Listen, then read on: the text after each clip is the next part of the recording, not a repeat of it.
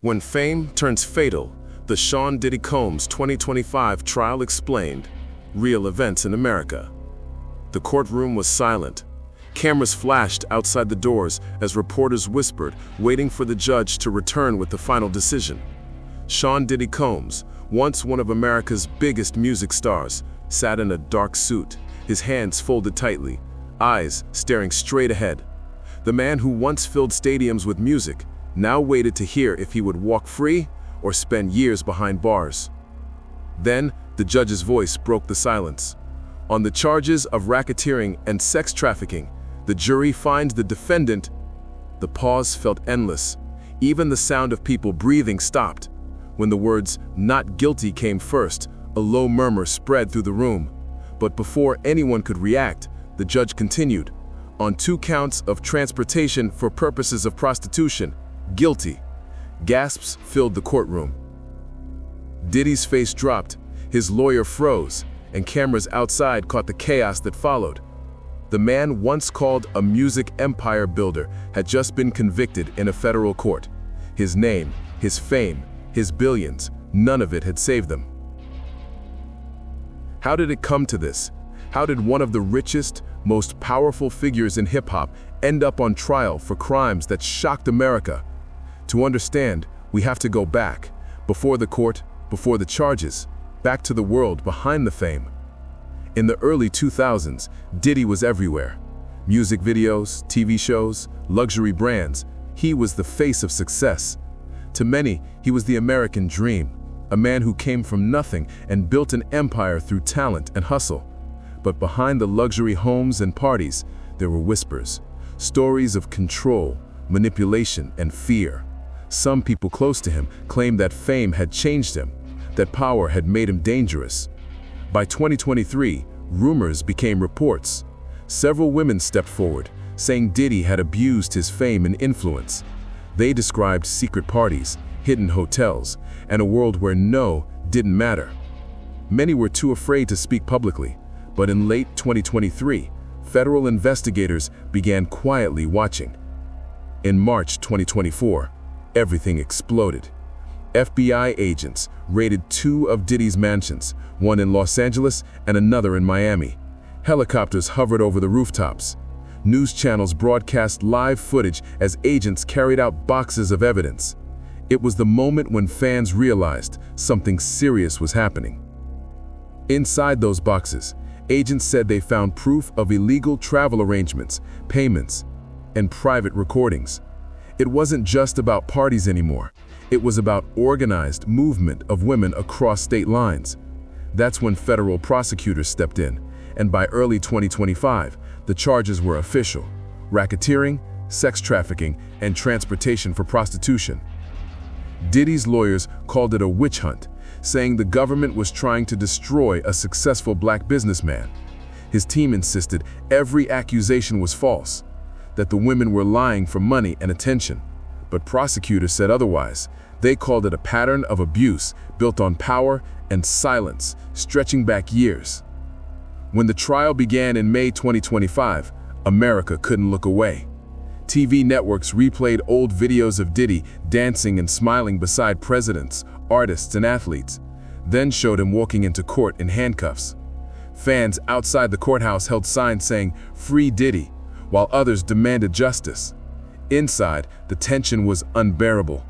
Witness after witness told stories of fear, manipulation, and control. Some cried on the stand. Others refused to look at him. Through it all, Diddy sat still, expressionless. But every so often, when someone mentioned his private parties, his jaw would tighten. By the end of the 3rd week, the case had divided America. Some said he was innocent and targeted because of fame. Others said he was guilty of thinking he was untouchable. The truth was about to be decided by 12 strangers in a jury box. As closing arguments ended, the judge announced that the jury would begin deliberations the next morning. The room emptied slowly, cameras waiting outside. Diddy stood, adjusted his jacket, and looked toward his lawyers. One whispered something, and Diddy nodded. He walked out that day under flashing lights, surrounded by security and shouts from every direction. But deep down, everyone could feel it. something was coming. The next morning, before court even opened, breaking news alerts hit every phone in America. A new piece of evidence had surfaced overnight, one that no one had seen before. What was this evidence, and could it change everything the jury had already decided? The sun hadn't even risen when the news broke. A leaked message thread, allegedly between Diddy and one of his close security aides, had been posted online. It showed what looked like plans for a special trip that prosecutors said matched one of the transportation dates in the case. Within hours, the post went viral. Reporters camped outside the courthouse, shouting questions no one would answer. Inside, the courtroom buzzed like a storm about to hit. Diddy arrived looking calm but tense. His lawyers demanded to know who leaked the evidence, claiming it was fake and meant to turn public opinion against him. But the judge ordered both sides into a private meeting. For almost 2 hours, the courtroom doors stayed shut. When they reopened, everything felt different. The judge announced that the jury could consider the new material, since it had already been verified by federal investigators before trial. It simply hadn't been made public yet. The courtroom erupted. Diddy's team looked furious. Prosecutors, calm and ready, adjusted their notes. Then, the prosecutor stood and began to explain. The messages showed instructions for flights, payments, and coded language about guests. The aide, already under investigation, had reportedly turned over the messages months ago. This was part of a much bigger web, not just one night or one trip, but a repeated pattern of moving women from state to state for parties that weren't as glamorous as they sounded. The audience sat frozen as the prosecutor read out parts of the messages. They were short, blunt, and chilling. One read, "Keep her quiet, no phones." Another said, "Pay them after, make sure they sign." Every word echoed through the courtroom. Diddy looked down, hands clasped. His lawyer leaned in, whispering fast. The judge reminded everyone to stay calm, but the tension was too heavy. You could feel the air thicken. For years, people had idolized him, his songs, his empire, his lifestyle. But now the image was cracking. Reporters outside began describing it as the day the brand broke. Even fans who had supported him started to question what was real. During a short break, one of the prosecutors told the press, "Fame can't erase facts." That quote spread across headlines everywhere. By the afternoon, Diddy's name wasn't just trending, it was dividing the nation. As the trial continued, the defense fought back hard. They said the messages were misinterpreted, that guests referred to event staff, not victims. They claimed the aide had turned on Diddy to save himself. But when the prosecutor brought in a former assistant who recognized the language used in those messages, the courtroom went silent again. She said softly, "That's how he talked when he wanted things done quietly." Her voice cracked. We all knew what it meant. The defense objected, but the damage was already done. For the first time, people watching in the courtroom could see Diddy's confidence fade. He leaned back in his chair, staring straight ahead, no expression on his face. As the day ended, the judge dismissed everyone until morning. Reporters ran to broadcast updates. Outside, protesters and fans clashed, some shouting for justice, others crying that it was all lies. The courthouse steps became a war of signs and voices.